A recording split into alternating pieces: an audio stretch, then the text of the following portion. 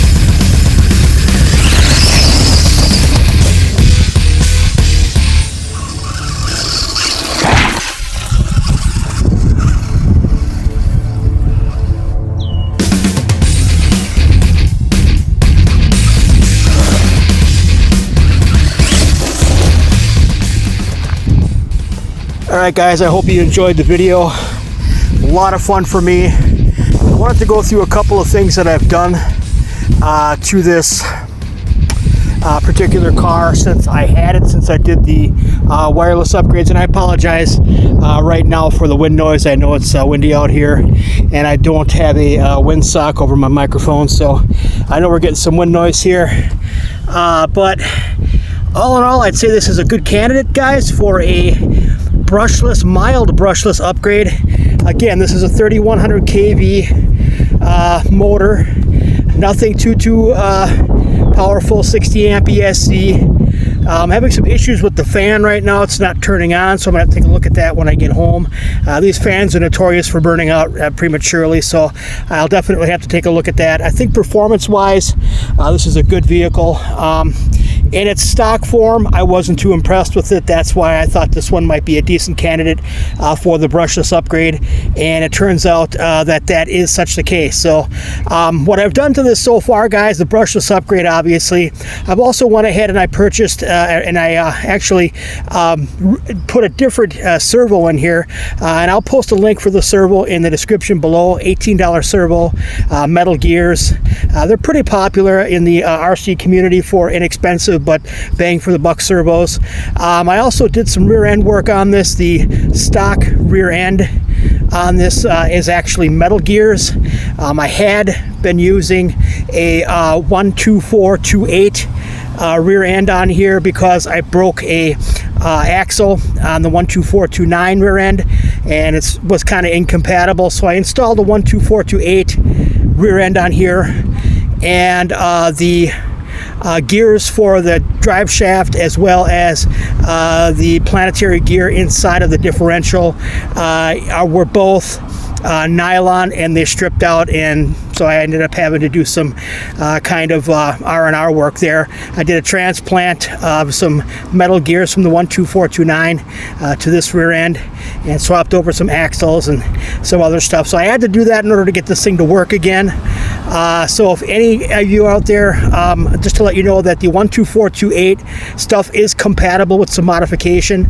The gears on the 12428, the one I had anyway, which is probably about a 2-year-old model or so, had nylon gears in it, so very bad. This has all metal gears in it, all metal parts where they need to be metal. The shock upgrade I did on here, everything on here seems to work pretty good.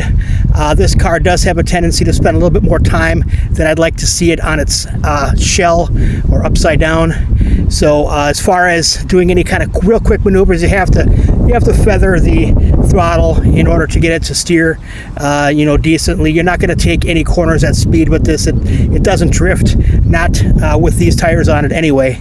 But that's pretty much it for this one, guys. If you have any questions, put them down in the comments. If you like the video, give it a thumbs up. If you don't like it, give it a thumbs down. Let me know how I can improve. I appreciate each and every one of you. Now that we hit 1,000 subscribers, if you guys out there, you haven't subscribed yet, go ahead and hit that subscribe button for me. It costs you nothing, and it helps me out a ton. Appreciate each and every one of you. See y'all in the next one, and God bless the Republic.